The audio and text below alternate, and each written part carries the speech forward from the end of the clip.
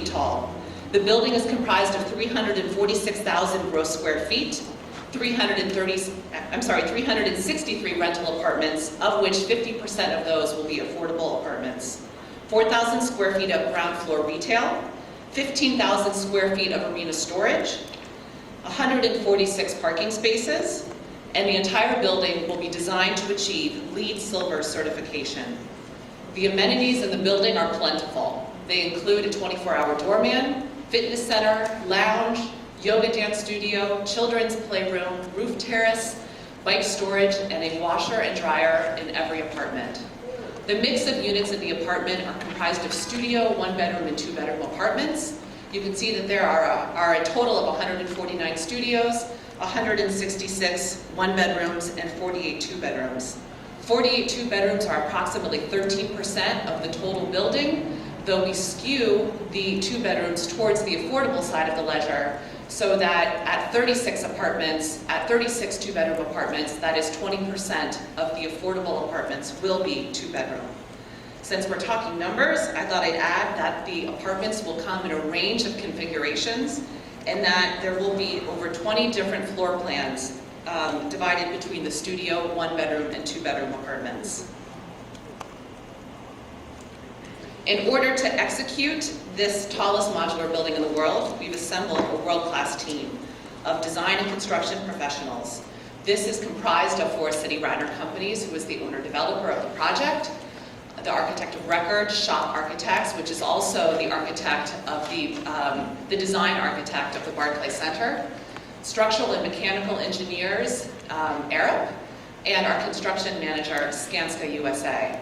In addition, we talked about the fact that we're forming a new modular construction business in the Brooklyn Navy Yard. The name of that new entity is called FC plus Skanska Modular LLC, and it's a joint venture partnership between Forest City Radnor Companies and Skanska USA. On to the affordable housing. The Atlantic Yards Affordable Housing Program was created by Forest City Radnor Companies and the Mutual Housing Association of New York, and in close partnership with leading affordable housing advocates, Bertha Lewis, John Kest, and Ismini Spiliotis. 50% of the total B2 units, as mentioned, will be affordable. That's 181 new units, new affordable units that will be created at B2. The affordable rental units will be spread throughout the entire building, not just located skewed towards the bottom of the building. Studios, one and two bedroom units will be offered, as previously mentioned, and 20% of the total affordable units will be two bedroom. Tenants will be selected through a city-administered lottery process. Applications for these affordable housing units will be available in January 2014. That's approximately 6 months prior to TCO.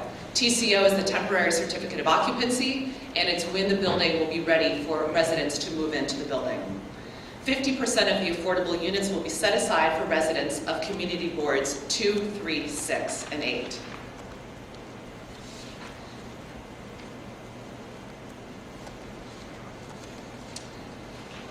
The affordable housing in B2 is comprised of 5 income bands.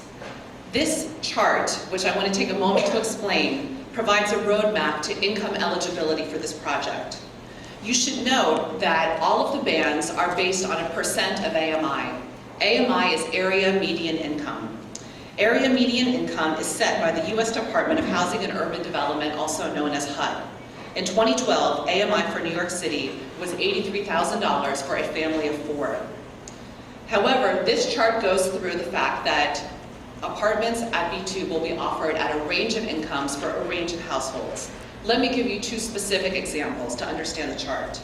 If I am a household of 1, a single person making $25,000 a year, I will fall into band 2.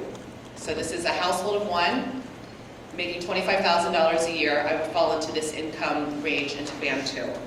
If I am a household of 3, for instance, a mother with 2 children making $50,000 a year, I would fall into band 5. So a household of 3 making $50,000 a year would fall into band 3. Many people over the years have asked, so what does that mean in terms of the actual rents that I will pay? This chart shows what the rents for these apartments would be in 2012 in today's dollars. All affordable housing rents are set by the City of New York, and B2 will be no different. These rents are studio, 1-bedroom, and 2-bedroom rents. Again, they're monthly rents based on 2012 numbers. Actual B2 rents will be set by the city at the time of the housing lottery in the year 2014. And you should note that all rental apartments, whether they're market rate or affordable, will be subject to rent stabilization. That means that any increases will be subject to the Rent Stabilization Board of New York. So just to go back to our examples, if I'm that single person that fell into Band 2, I would be paying $640 for a studio apartment. If I'm that family of 3 that was a mother with 2 children falling into Band 3, I would be in a 2-bedroom apartment and I would be paying $1,433 a month for that 2-bedroom apartment.